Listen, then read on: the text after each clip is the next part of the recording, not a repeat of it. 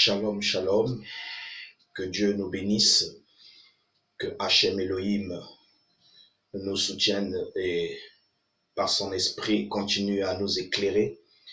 Mes bien-aimés, nous poursuivons donc notre enseignement sur le mystère du dos du livre. Et en cette quatrième partie, nous allons pouvoir voir les détails. Donc, au fur et à mesure, mes bien-aimés, nous allons voir les détails. Et le Seigneur nous conduira progressivement à aller de l'avant par sa grâce. C'est pourquoi nous vous invitons énormément à partager donc ces vidéos, ces enseignements, car le Saint-Esprit voudrait et veut nous éclairer et nous croyons que par la grâce de Dieu, nous allons être éclairés. Le Seigneur va pouvoir nous instruire et nous remplir donc de sa parole révélée en ce jour. Shalom à vous, bien-aimés frères et sœurs, hommes de Dieu, servants de Dieu, que l'Éternel étende sa main puissante sur vous et qui nous accompagne dans ce combat que nous avons ici-bas sur terre. Mais pour autant, nous sommes déjà dans la victoire.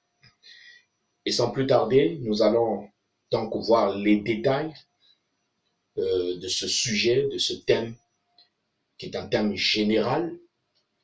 Le mystère du dos du livre est un thème général. Et donc, étant donné que c'est un thème général, il nous faudrait, par la grâce du Saint-Esprit, pouvoir étudier les détails donc de ce thème général. C'est comme une vision. Il nous faudra connaître donc les détails de la vision, mes bien-aimés. Et un passage biblique me vient à l'esprit.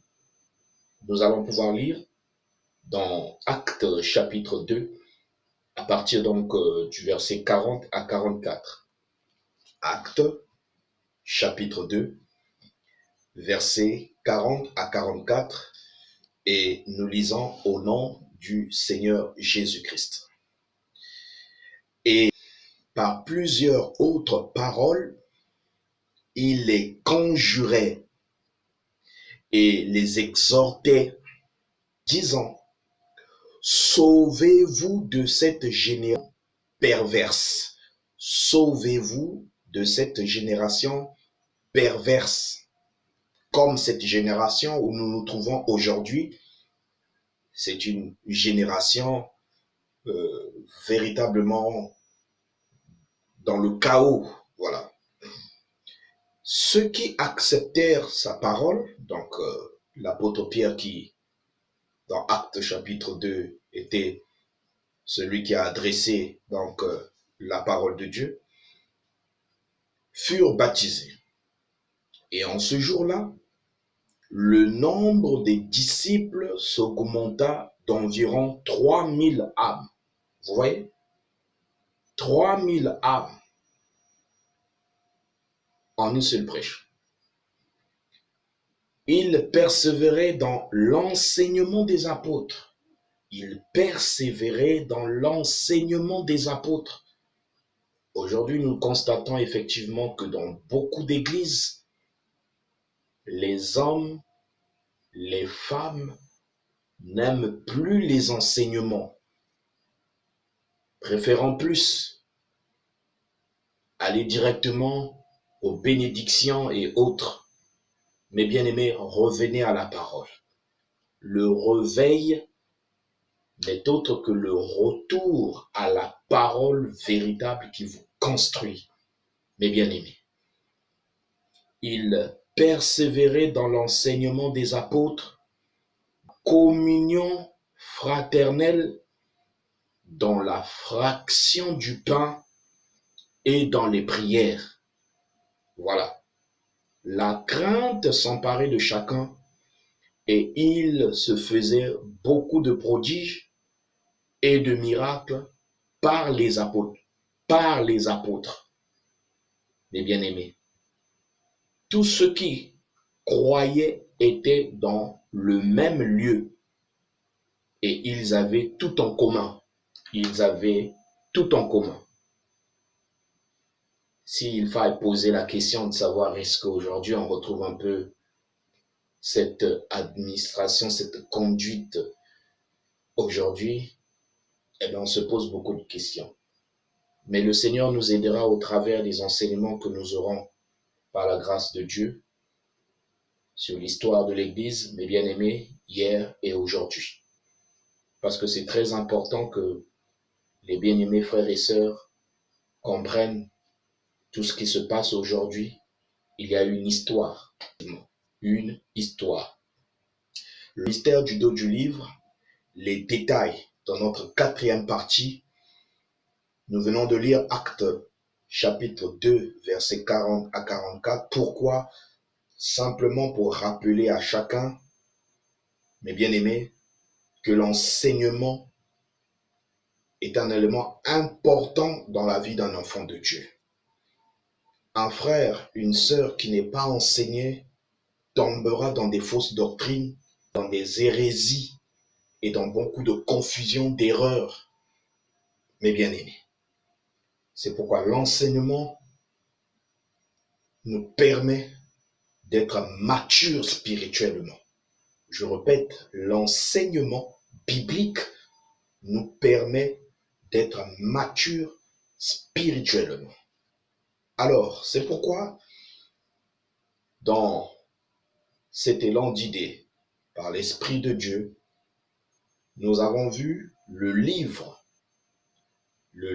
donc, le livre mystère qui était scellé au-dedans, au-dehors des 7 sceaux de l'Apocalypse. Et nous nous trouvions donc dans Apocalypse chapitre 5.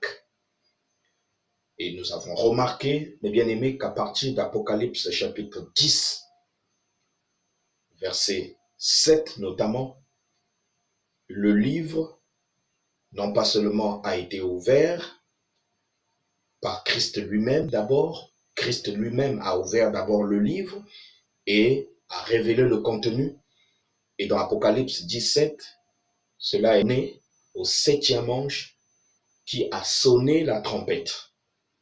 Ce n'est pas le 7e ange, mes bien-aimés, qui a révélé le contenu, mais il sonne la trompette. C'est Christ qui brise les sceaux et révèle le contenu, donne afin que ce contenu soit exposé. Afin que ce contenu soit exposé, mes bien-aimés. Donc, nous sommes aujourd'hui à un âge crucial où la connaissance augmentera. Et vous remarquerez également que la connaissance humaine est arrivée pratiquement à son apogée. Et éventuellement, même les scientifiques, et un peu partout, sont du même avis que l'homme est arrivé au summum de la connaissance. Qu'est-ce qu'il faudrait encore connaître? On se pose des questions. Mais malheureusement, même avec cette haute sagesse, l'homme n'arrive pas toujours à se satisfaire. Pourquoi? Parce que il a une chose profonde dans l'homme. C'est Dieu. La soif de Dieu. La soif de connaître celui qui a créé toutes choses. Une intelligence supérieure. Or, Dieu nous a fait grâce à nous. Le rideau a été déchiré et nous sommes rentrés dans le lieu très saint par la grâce d'Adonai, Yehoshua à Mashiach, mes bien-aimés. Et nous voyons donc les détails qui doivent donc se dessiner de cet exposé que nous donnons au travers de ce sujet, le mystère du dos du livre. Ce livre contenait énormément de choses. C'est pourquoi Jean a pleuré, car il se posa la question, mais s'il n'y a personne qui soit digne de prendre le livre, nous sommes perdus. Jean disait que si personne n'était digne de prendre le livre et d'en révéler le contenu, eh bien nous étions perdus. Gloire au Seigneur que l'agneau, Hatal, a prévalu afin de prendre le livre et d'en briser les sceaux et de révéler le contenu. Et c'est ce que nous partageons en ce temps de la fin, mes bien-aimés. Les prophètes de l'Ancien Testament, même Paul lui-même également avait dit, nous prophétisons en partie. Vous comprenez? Nous prophétisons en partie, disait Paul. Mais aujourd'hui, nous n'avons pas prophétisé en partie. Nous n'avons pas prêché en partie. Nous n'avons pas, mes bien-aimés, à comprendre en partie. Nous devons entrer dans la plénitude. Et c'est pourquoi Hébreux, mes bien-aimés, Hébreux chapitre 5, nous allons lire Hébreux chapitre 5, à partir du verset 11 à 14, que nous dit l'auteur donc de ce livre, Hébreux. Il dit ceci: nous avons beaucoup à dire là-dessus et des choses difficiles à expliquer parce que vous êtes devenus longs à comprendre. Vous, en effet, qui, depuis longtemps, devriez être des maîtres, vous avez encore besoin qu'on vous enseigne les premiers rudiments des oracles de Dieu. Vous en êtes venus à avoir besoin de lait et non d'une nourriture solide. Or, quiconque en est au lait n'a pas l'expérience de la parole de justice, car il est un enfant, mes bien-aimés. Mais la nourriture solide est pour les hommes faits, pour ceux dont le jugement est exercé par l'usage à discerner ce qui est bien et ce qui est mal. Et donc la question qui nous a été posée dans notre troisième partie de notre exposé, de notre étude sur le mystère du dos du livre, l'Esprit de Dieu nous posa la question de savoir, est-ce que, mes bien-aimés, nous devrions toujours être en train d'écouter de la nourriture, c'est-à-dire le lait, au lieu de pouvoir manger la nourriture solide? Voilà la réponse. Hébreux chapitre 11, à partir donc du verset 11 au verset 14 que vous allez lire. Nous voulons être enseignés sur les choses de Dieu qui vont nous emmener au ciel. Mes bien-aimés, que l'Éternel nous bénisse. L'Esprit de Dieu nous conduit à avoir plusieurs thèmes. Je dis bien plusieurs thèmes. Mais par rapport à cela, contexte spirituel dans lequel nous nous trouvons, nous sommes en face de deux visions. Nous avons la vision de Hachem Elohim, la vision de Dieu, et nous avons la vision du diable, de Satan, le serpent ancien, le dragon. Deux visions qui s'affrontent, mes bien-aimés, depuis fort longtemps, avant que Adam Arichoth ne soit manifesté dans le jardin d'Éden. Mes bien-aimés, les deux visions ont commencé à s'affronter. Et nous avons l'écriture qui nous confirme cela dans Apocalypse chapitre 12, versets 7 à 14. Il y eut guerre au ciel, nous révèle la parole. Et ce contexte de guerre spirituelle, nous le voyons dans le chapitre, nous voyons cela dans le chapitre de l'éternité. Et Dieu nous a fait grâce de pouvoir en parler régulièrement dans nos séminaires bibliques et dans nos conférences, que ce soit en Europe, que ce soit en Afrique. Mais bien aimés, Dieu nous aide. Bien, la vision de Dieu. Or, Dieu, Christ l'a dit lui-même, nous devons l'adorer en esprit et en vérité. Dieu est un paradoxe, mes bien-aimés. Dieu se voile et il se dévoile. Il se voile pour certains et il se dévoile pour d'autres. Lorsque nous revenons sur Éphésiens chapitre 1, il nous est dit qu'il nous a prédestinés. Pourquoi? À connaître les mystères du royaume, mes bien-aimés. Vous allez encore dans Matthieu chapitre 13, vous lirez que cela vous a été donné pas aux autres, mes bien-aimés. Dieu se voile pour certains, mais il se dévoile pour ses élus, pour son épouse. C'est ainsi. Tout est dans la parole. Il y a la vision de Dieu, mes bien-aimés, mais il y a aussi la vision de Satan. Parce que le diable nous dit la parole et nous pouvons lire cela, mes bien-aimés, dans le livre de Jean. Si nous prenons le livre de 1 Jean, vous allez lire et comprendre qui, pour un moment, je dis bien pour un moment, domine dans le monde. Pourquoi il domine? Parce que cela lui a été donné par Hachem Elohim. Hachem Elohim a donné le contrôle du monde pour un moment au diable. Il est écrit dans 1 Jean chapitre 5 à partir du verset 18 au verset 19. Lisons. Nous savons que quiconque est né de Dieu ne pêche point. Quiconque est né de Dieu ne pêche point. C'est quoi le péché? Mais celui qui est né de Dieu se garde lui-même et le malin ne le touche pas. Nous savons que nous sommes de Dieu et que le monde entier est sous la puissance du malin, sous la puissance du malin.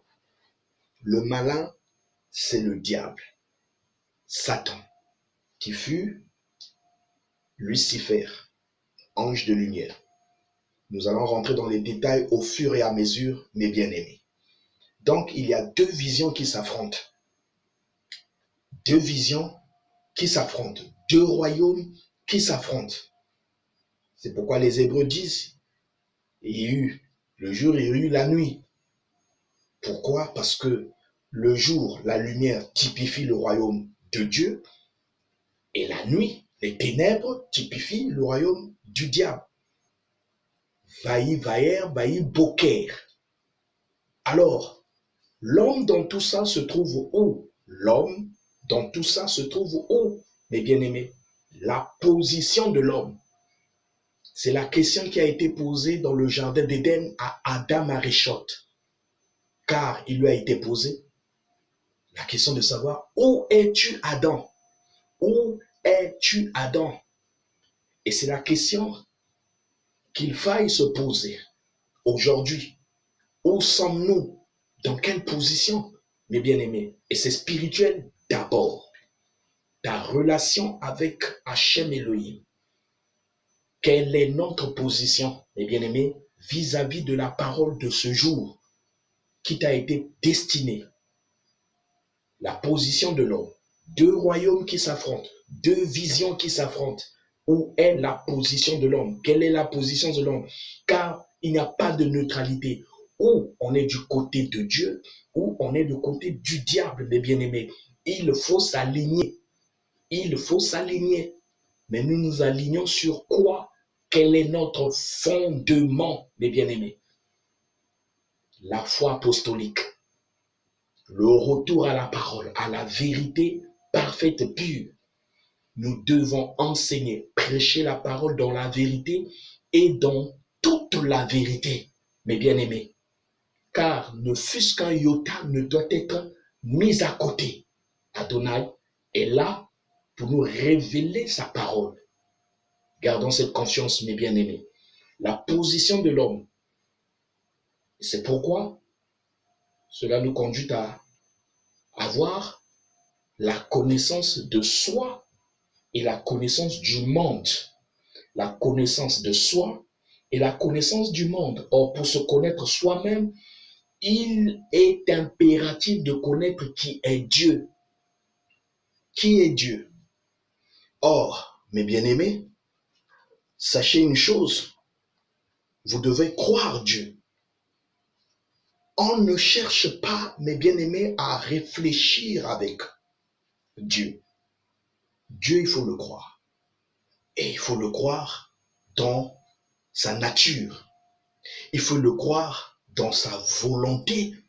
Et il faut le croire dans sa manifestation. Dieu, il faut le croire totalement dans sa nature. Il faut le croire dans sa volonté. Et il faut le croire, mes bien-aimés, dans sa manifestation. Et cela est très important. Et c'est pourquoi il donna sa parole. ce qui est inscrit dans la Bible. Il donna sa parole. Et la première parole, ou la première Bible, mes bien-aimés, se trouve au ciel.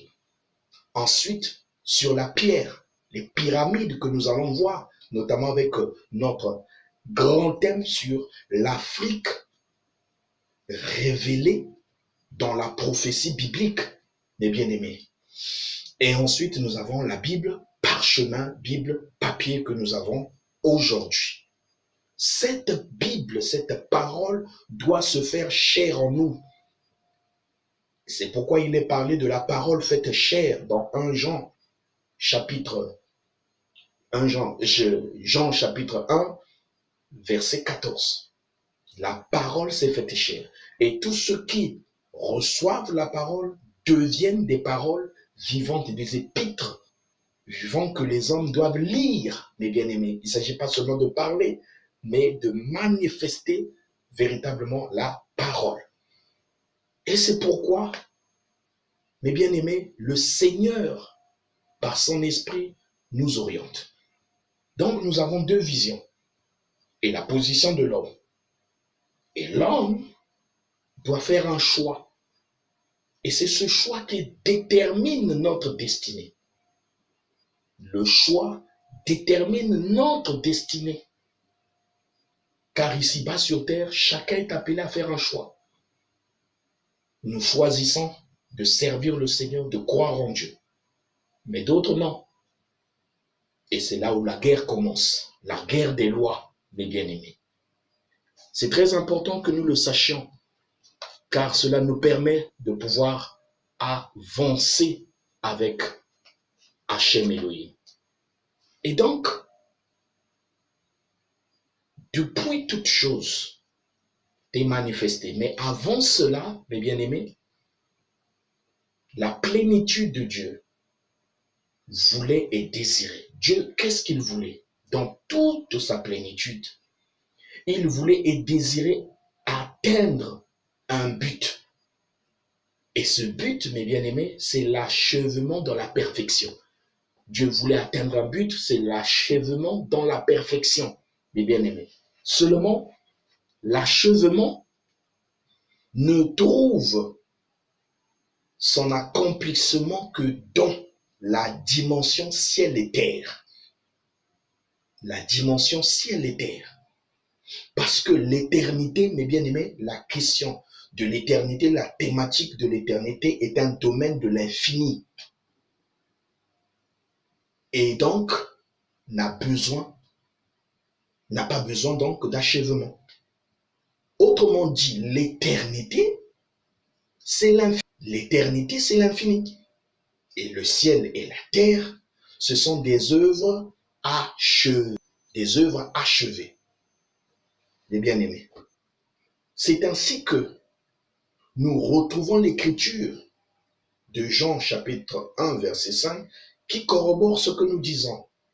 Car cette plénitude s'est contractée. La plénitude s'est contractée pour s'exprimer. Et l'expression parfaite et unique de la plénitude, c'est la parole.